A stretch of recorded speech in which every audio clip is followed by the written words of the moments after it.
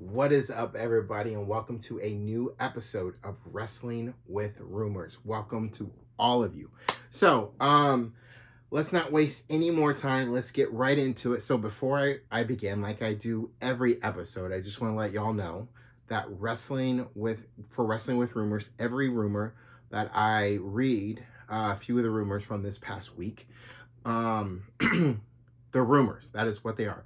We can speculate as wildly as we want about these rumors and about what if they're true, and if they are true, this could happen or that could happen. But until we see it for ourselves as fact, and that they are true, they are what they are, rumors. So let's have some fun and let's dive into some of these rumors from this past week. Up first, according to PW Insider, WWE is talking about adding a top TNA star to the men's Royal Rumble match this year. Now, the only one that I can think of, and I think everybody is thinking of the same thing, is Joe Hendry, and we all believe.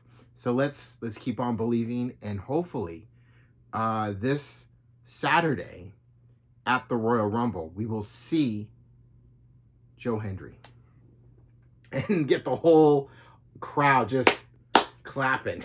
Anyway, I would love to see that. That'd be great. After talking to multiple people within AEW, Wrestling Observer's Brian Alvarez posted that reports of Britt Baker being difficult to work with and unliked are blown way out of proportion. Alvarez's sources agree there don't appear to be any immediate plans for AEW to use Baker, but there's nothing to her being finished with the company. So, about this thing with Britt Baker, whether she is or isn't done with the company, whatever is actually really happening behind the scenes, whatever it is, the only way, if in fact Britt Baker is looking to leave, the only way it looks like she can actually get out of her contract, two ways. She can either ask if she can get out of her contract, or she has to get released. That is really the only two ways for her to get out, because otherwise she's still got other than that, she's still got a lot of years left on her contract. And that's only if she wants to leave. But for them not to use her for as long as they haven't used her, is very I can't really think of the word. I would say irresponsible, but this is Tony Khan's company, so at the end of the day, he makes the choices. It's not like this is a public company. This is a private company. So how Tony Khan sees fit, it's how he sees fit. And I know a lot of people aren't liking that Britt Baker hasn't been seen on TV in months, honestly. So it's just, I don't know really what's going on, and we all really don't know what's going on. So when she's ready to bring it into the light, or when AEW is ready to bring it into the light, it'll be brought into the light. But for now, we speculate wildly on this, and we see what is being said and do our best to read in between the lines of that, I guess. WrestleZone is claiming a source in Las Vegas informed them AEW had plans to run Ring of Honor Supercard of Honor event in the city over WrestleMania weekend, but those plans are now off. Okay, I mean, Ring of Honor, before AEW bought Ring of Honor, we all know that Ring of Honor had done shows during WrestleMania weekend, and they were always pretty successful. So, but now that AEW owns the company, TNA, and then Tony Khan owns Ring of Honor, I would assume that he would try not to do something during a big weekend like WrestleMania weekend, I guess. But that would also be the same as him with Collision, which is there are going to be some Saturdays where he's just not going to have the type of ratings and crowd there for that show.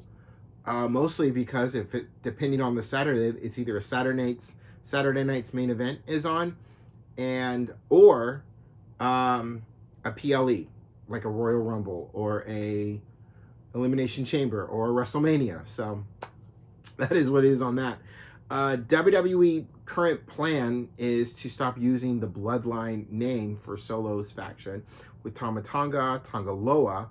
According to WrestleVotes on Backstage Pass, the change is likely a result of Roman Reigns being the only tribal chief in WWE after winning Tribal Combat on Raw's Netflix debut.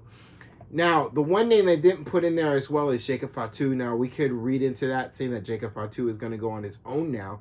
But I think the idea to drop the name is obvious.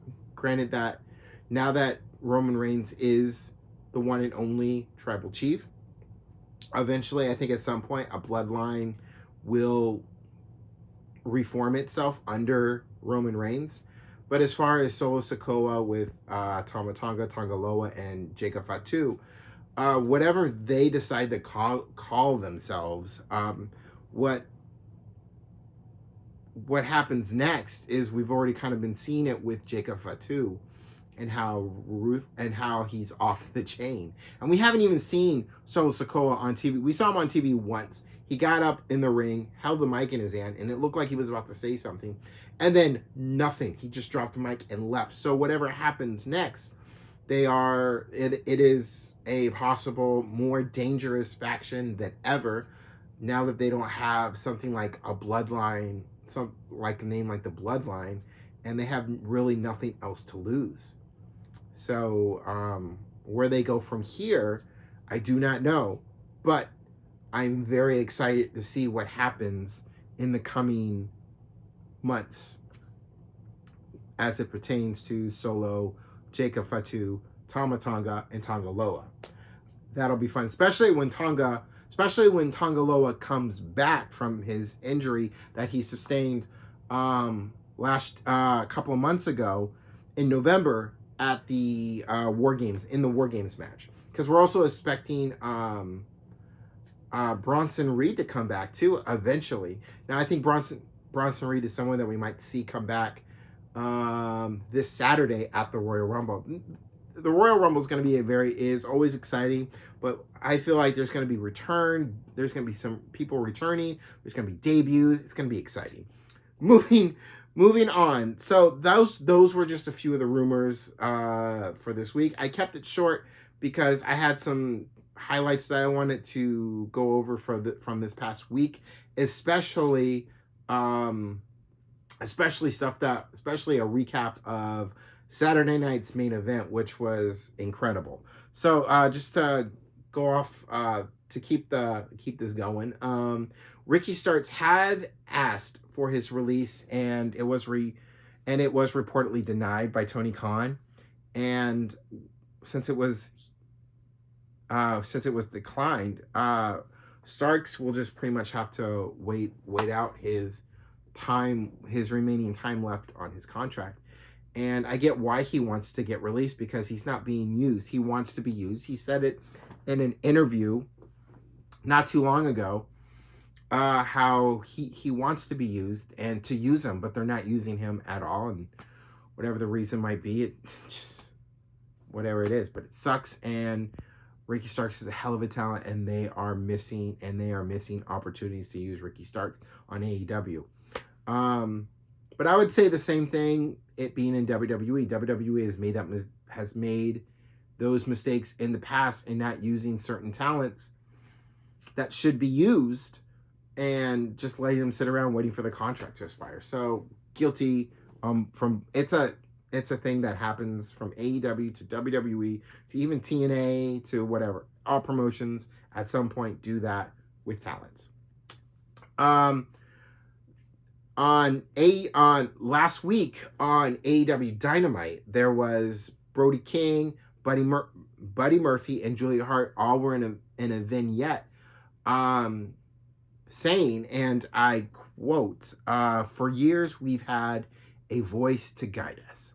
That voice, all but deafening.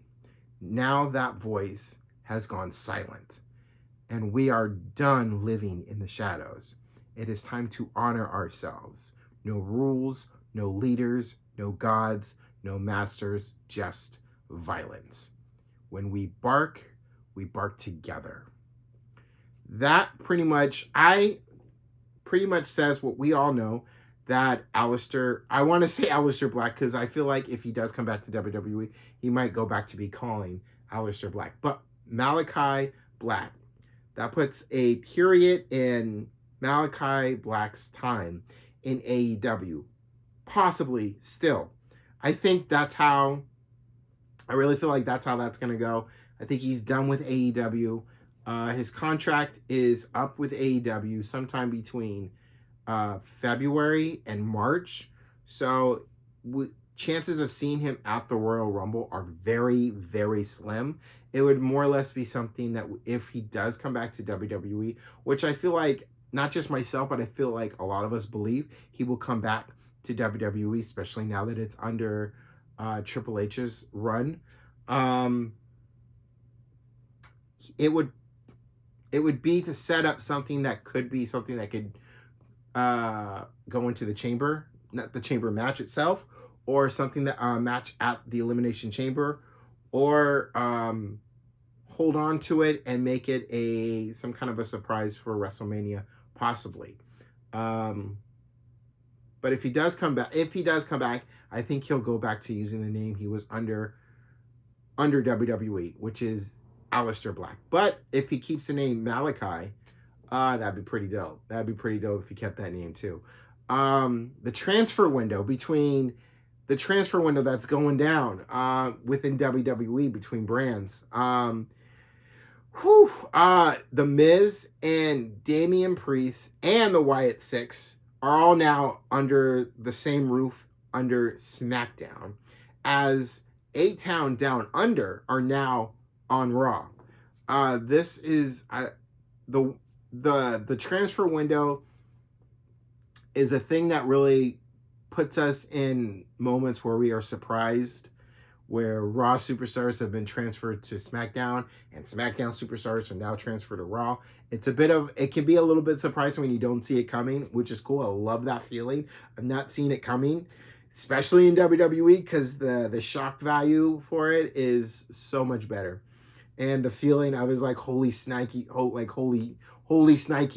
this dude or girl is on Raw or SmackDown, and it's great. So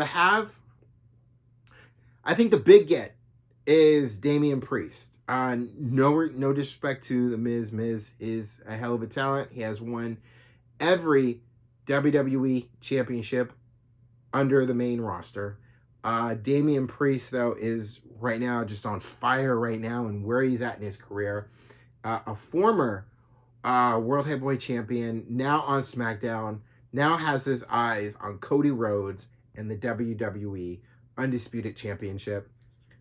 Future WWE Champion and Damian Priest for sure. Can't wait for it. And now, finally, Saturday night's main event recap. Let me just go over this because this was a great show. Another great 2 hours of Saturday night's main event. So just to break it down for you, Rhea Ripley retains her Women's World Championship against Nia Jax. And honestly, this match had PLE main event status written all over it. They start Saturday night's main event off with a world title match, and Nia Jax, Rhea Ripley hit the ground running, setting the bar for the show. Great match.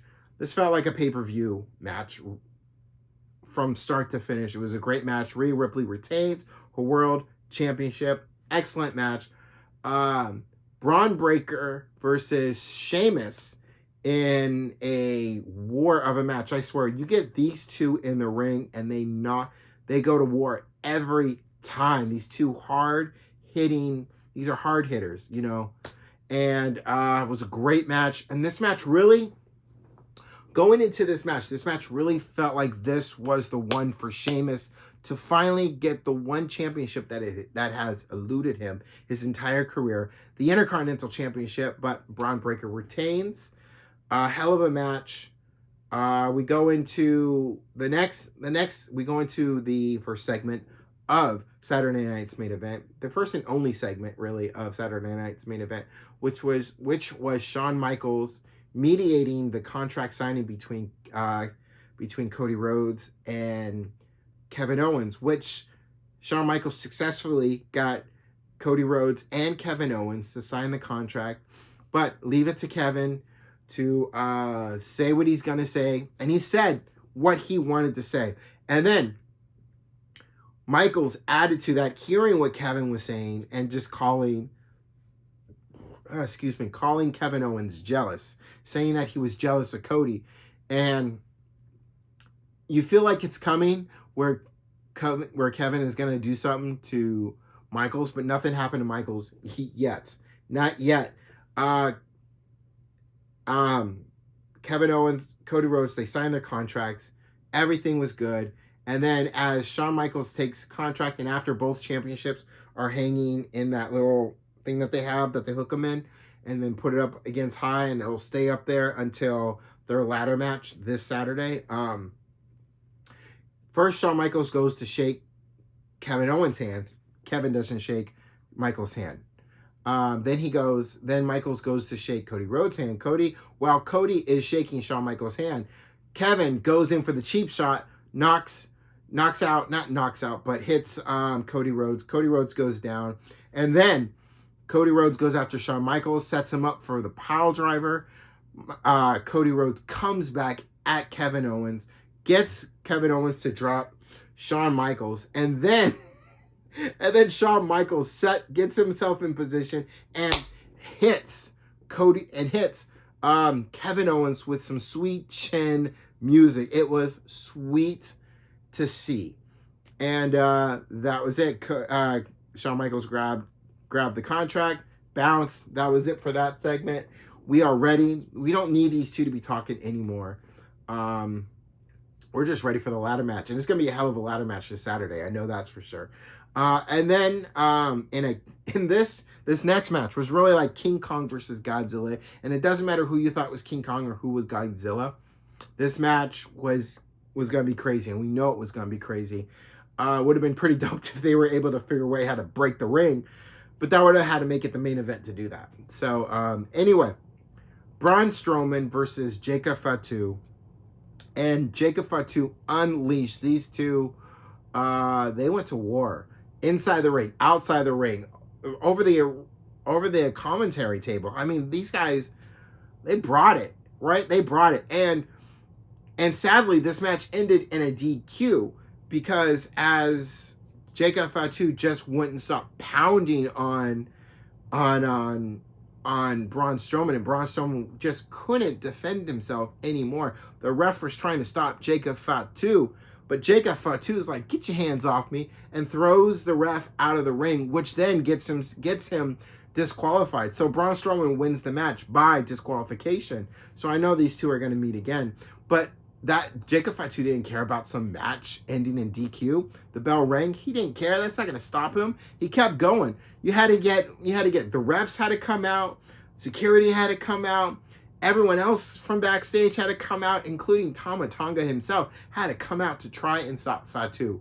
And you get enough people to separate them, okay, it's going to work. But it took a while to stop Fatu because Fatu didn't hit one, didn't hit two, but three springboard moonsaults on Braun Strowman, leaving him a bloody mess when Jacob Fatu was done and out the ring. These two are not done by a long shot. I know we're going to see these two again. It's possible.